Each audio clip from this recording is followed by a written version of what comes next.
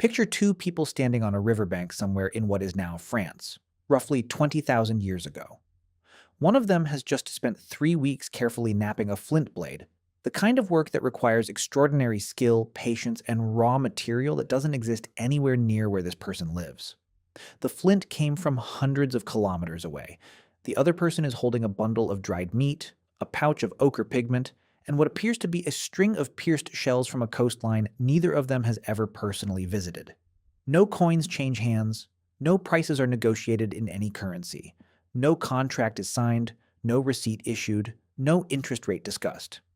And yet something is happening here that is unmistakably economic, a transfer of valued resources between parties, mediated by a shared understanding of relative worth, embedded in a social relationship that stretches back years and will extend forward into the future. What is happening here is not primitive.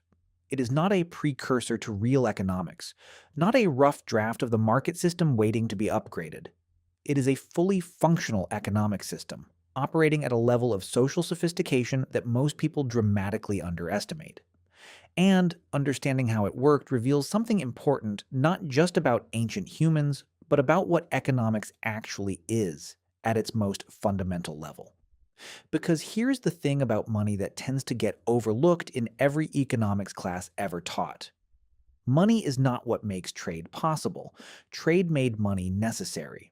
For most of human history, the overwhelming majority of it, people exchanged goods, services, knowledge, labor, and obligations without anything resembling a standardized medium of exchange.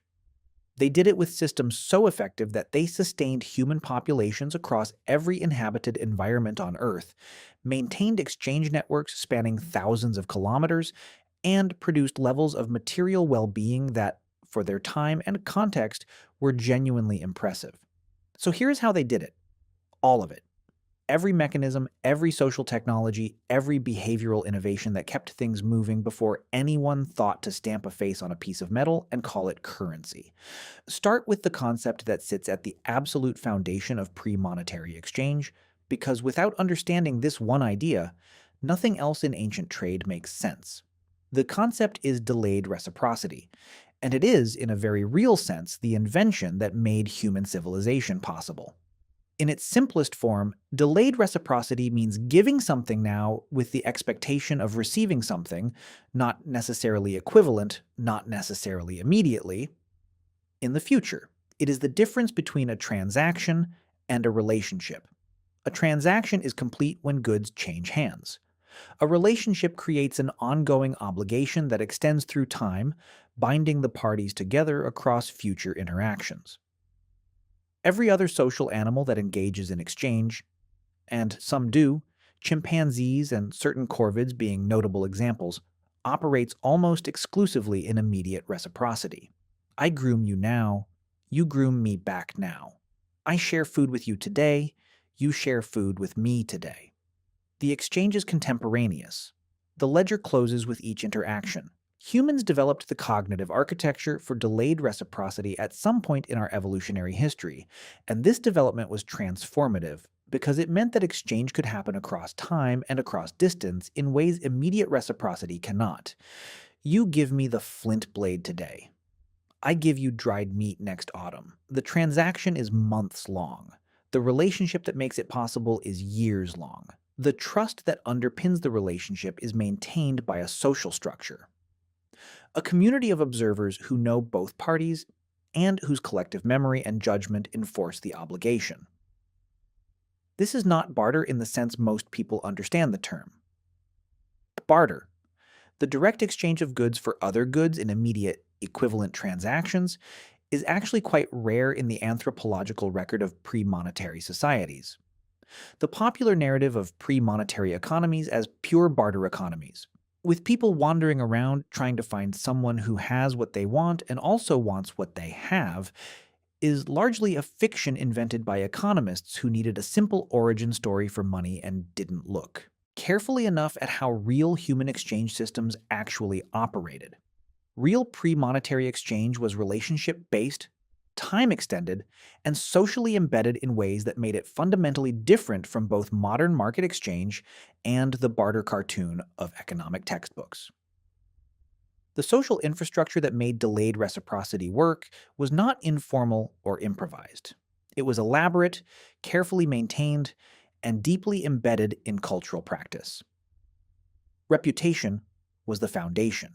In a world without written contracts, without courts, without enforcement mechanisms beyond social ones, a person's willingness to honor exchange obligations, to reciprocate appropriately, to give when they had, and not exploit when their partner was vulnerable, was their most important economic asset. Reputation accumulated slowly through years of observed behavior and could be destroyed by a single notable failure to reciprocate. The community remembered. And in small, stable communities where people interacted repeatedly across lifetimes, the community's memory was long enough and its judgment consequential enough to provide genuine enforcement. Someone who took without giving back, who exploited the vulnerability of a trading partner, who accepted generosity and returned nothing. That person faced economic exclusion. Other community members would cease sharing with them. Exchange partners would refuse future transactions. The practical consequences of reputation damage in a pre-monetary economy were severe enough to make honoring obligations genuinely rational, even in situations where defection might appear to offer short-term advantage. This is not idealized ancient nobility. Anthropologists who have studied contemporary hunter-gatherer societies, groups that provide our best window into pre-agricultural exchange systems, consistently document the powerful social enforcement mechanisms surrounding exchange obligations. The gossip networks, the public shaming of those who fail to reciprocate appropriately, the explicit tracking of who has given what to whom, the community-wide awareness of exchange relationships and their status. These mechanisms are pervasive, sophisticated, and effective. The modern equivalent would be something like a credit score crossed with a reputation system, crossed with the judgment of everyone you have ever met and will ever see again. Powerful motivation to pay your debts. Gift exchange is where pre-monetary economics becomes genuinely fascinating because it operates on a logic that initially seems like the opposite of rational economic self-interest, and turns out, on examination, to be something considerably more sophisticated. In gift economies, exchange systems based on giving without explicit immediate return. The giver typically occupies a position of social power and prestige. The act of giving publicly demonstrates surplus, capability, and generosity. The recipient is placed in a position of social obligation. The more lavish the gift, the stronger the obligation created, and the more prestige accrued by the giver. This seems counterintuitive from a modern perspective. We think of giving things away as losing them. In gift economies, strategic giving was a mechanism for accumulating social power, building alliances, creating networks of obligation, and demonstrating the kind of productive capacity that made you a desirable exchange partner for future interactions. The potlatch ceremonies of Pacific Northwest indigenous peoples are perhaps the most dramatically documented example of this logic in action. Feasts where leaders competed to give away the most goods, sometimes destroying valuable objects to demonstrate the depth of their surplus. But the underlying principle extends across the anthropological record of pre-monetary societies worldwide. The generous hunter who distributes meat from a large kill across the entire band is not being altruistic in the modern sense. He is making investments in reputation, in obligation networks, in the social relationships that will provide for him when his own hunting is unsuccessful. The Kula Ring of the Trobriand Islands in Papua New Guinea, one of the most extensively documented pre-monetary exchange systems in the anthropological literature, operated on exactly this logic at a regional scale. Ceremonial shell armbands and necklaces circulated in opposite directions around a ring of islands carried by specific individuals who maintained long-term exchange partnerships with counterparts on other islands. The objects themselves had no practical use. Their value was entirely social. They carried the history of their previous owners, the prestige of the exchanges they had participated in, and the relational significance of the partnerships through which they moved. Participating in the Kula ring was not about acquiring objects. It was about maintaining a network of relationships across islands. Relationships that also facilitated the movement of practical goods, that created allies in distant places, that established the kind of cross-community ties that provided insurance against local disasters. The ceremonial exchange was the social infrastructure. The practical benefits were what flowed along that infrastructure. By the way, if you want to go even deeper into the secret lives of ancient humans, I just launched a full course called The Secret Lives of Ancient Humans. 10 modules, 3+ hours of content covering everything we never talk about on YouTube. What they feared, how they communicated, what hunted them, and much more. Plus an exclusive PDF guide included. Link in the description. See you inside. Now examine how ancient trade networks actually moved goods across vast distances, because the scale of pre-monetary exchange is one of the most consistently underestimated facts in popular understanding of ancient human life. The obsidian trade of prehistoric Anatolia and the broader Near East is an instructive starting point. Obsidian, volcanic glass that produces extraordinarily sharp cutting edges, was one of the most valuable tool materials of the Stone Age. Major obsidian sources are geologically limited. The volcanic formations that produce workable obsidian are found in relatively few locations, and yet obsidian from identifiable geological sources has been found at archaeological sites hundreds, and in some cases over 1,000 kilometers from those sources, in contexts dating back tens of thousands of years. Nobody carried obsidian 1,000 kilometers in a single trip.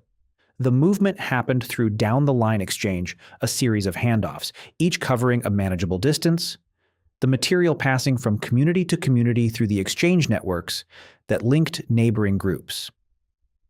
Each handoff added a layer of social relationship.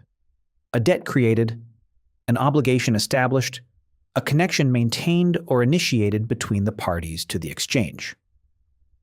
By the time an obsidian blade reached its final destination 1,000 kilometers from the volcanic source, it had passed through the hands of perhaps dozens of intermediaries, each of whom had participated in an exchange relationship with the next link in the chain. The blade was not just a tool. It was the material residue of a social network stretching across a vast geographic area. Proof that pre-monetary human societies were connected, through exchange, in ways that most people associate only with later commercial civilizations. The same pattern appears for amber from the Baltic, appearing in Mediterranean archaeological sites. For marine shells from distant coastlines, found in inland sites hundreds of kilometers from any ocean. For copper, from specific geological deposits distributed across enormous territories. For particular types of stone, particular pigments, particular organic materials, all moving through exchange networks across distances that required social infrastructure far more extensive than anything a simple barter system could sustain. Labor exchange deserves its own examination, because in pre-monetary economies, human effort was as exchangeable as physical goods.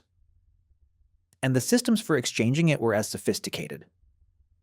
Agricultural societies before monetization managed collective labor needs through reciprocal labor arrangements that operated on the same delayed reciprocity logic as material exchange. House building, harvest help, land clearing. These tasks required more labor than individual families could provide and were accomplished through community work arrangements where participation created obligations redeemable at future need. The logic was simple and effective. When your roof needs replacing, your neighbors come and help. Next season, when their grain needs harvesting, you go and help them. No money changes hands. No contract is signed. The exchange is mediated by community observation. Everyone knows who showed up when your roof was being replaced, and that knowledge shapes the social pressure that ensures you show up when your neighbor's harvest needs hands. These systems extended beyond immediate neighbors. Work parties could span multiple communities, with participation tracked through the same reputation mechanisms that governed material exchange. The person who consistently showed up for others' labor needs and could count on others showing up for theirs was economically better positioned than someone who defected from labor obligations, even though no cash ever changed hands in either direction. Specialized craft production adds another dimension. In communities with skilled craftspeople, potters, weavers, metalworkers, toolmakers, the exchange of specialized skills followed similar patterns. The specialist provided goods or services.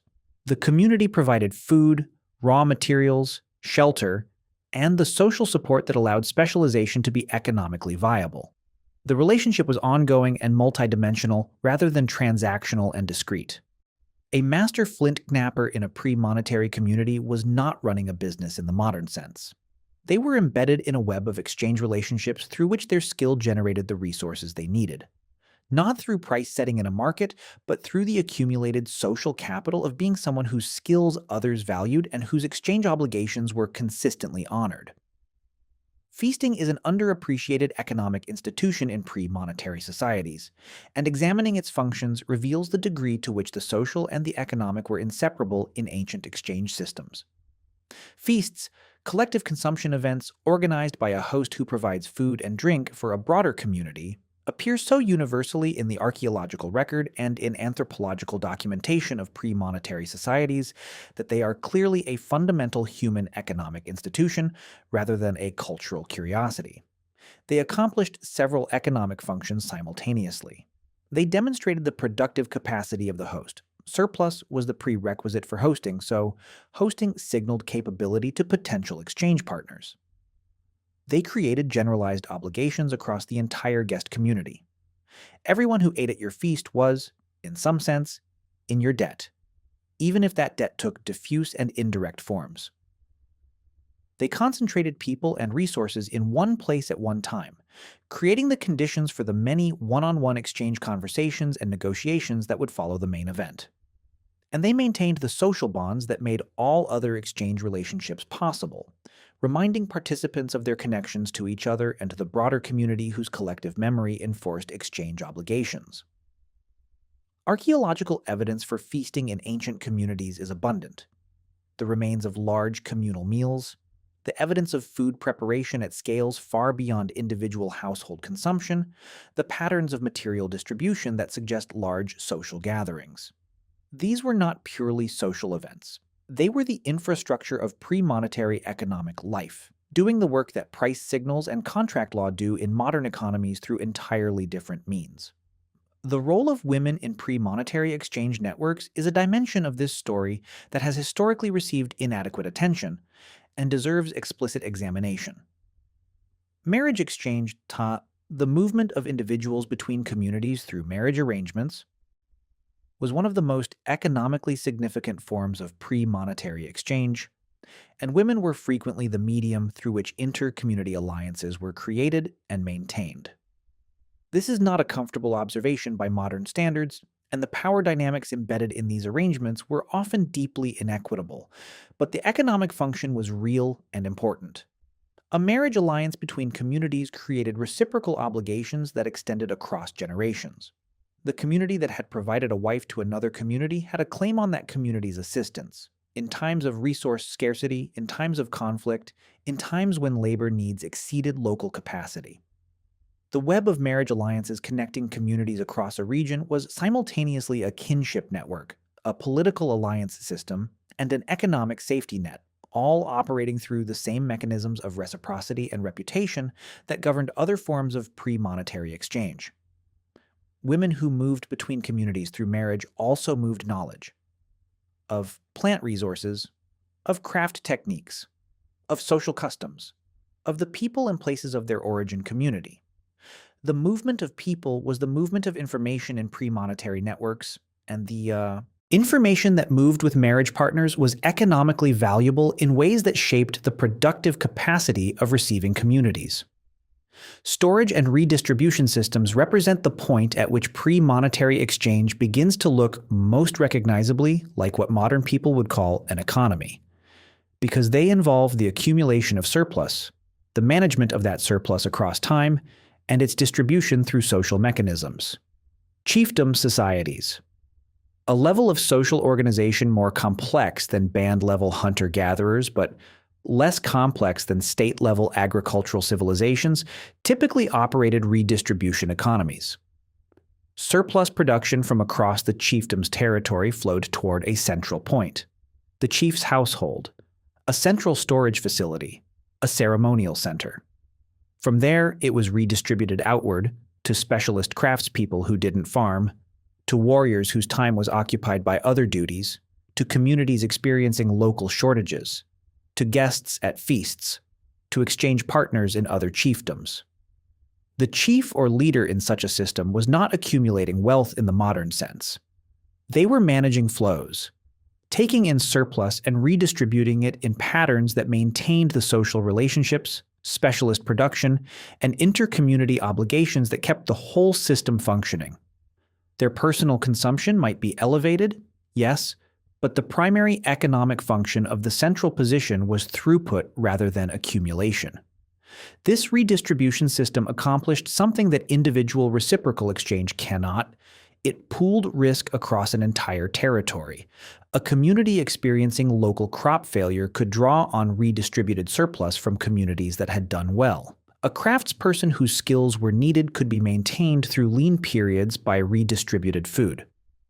The system smoothed the variability of production across both geography and time in ways that increased the resilience of the whole, providing the same insurance function that markets and monetary economies accomplish through different means. The transition to money and to standardized, portable, universally accepted media of exchange did not replace pre-monetary exchange systems so much as layer over them. And understanding what money actually solved reveals what pre-monetary systems were doing well and where they ran into limitations. Pre-monetary exchange works extraordinarily well within relationship networks.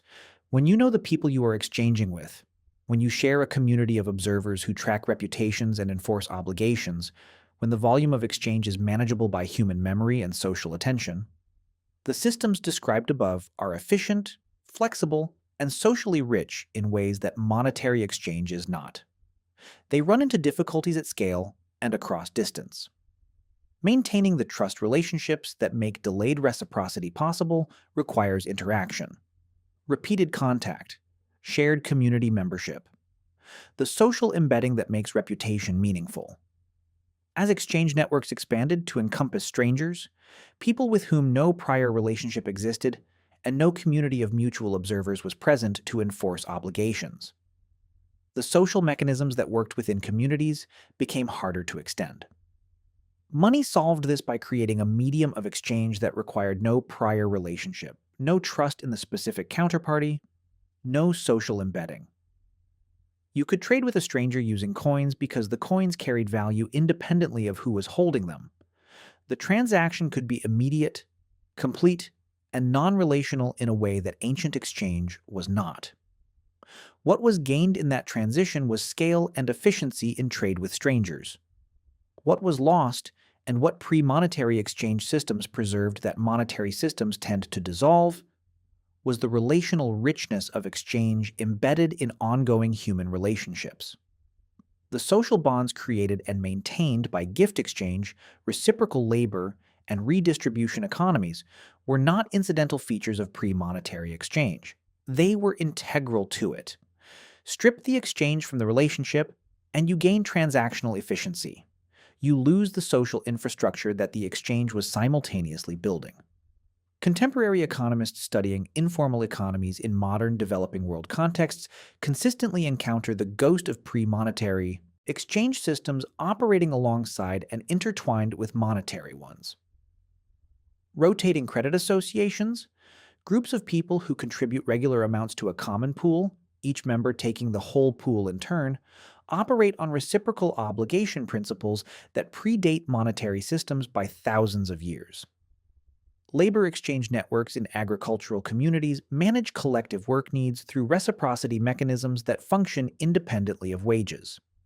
Gift economies operate within families, within communities, within religious and ethnic networks, the monetary economy floating on top of a substrate of pre-monetary exchange that never fully disappeared. This suggests something important about the relationship between human social nature and economic systems. Pre-monetary exchange was not a primitive stage on the way to real economics.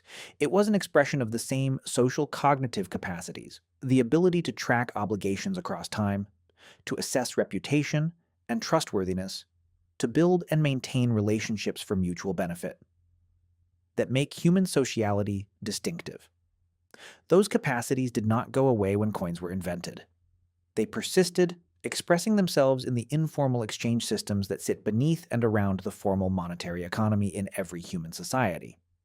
The two people on the riverbank 20,000 years ago were doing something that would be recognizable to a modern economist in its structure: exchange of valued resources between parties with different endowments, and almost unrecognizable in its mechanism.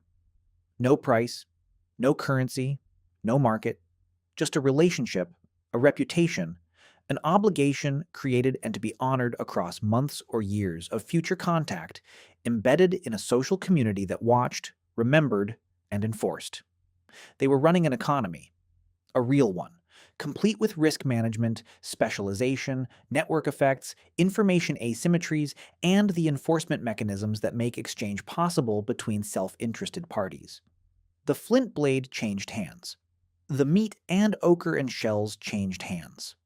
The relationship between the two people deepened by one more exchange, one more fulfilled obligation, one more increment of trust built on top of the accumulated trust of previous interactions. No receipt was issued, none was needed. The community remembered everything.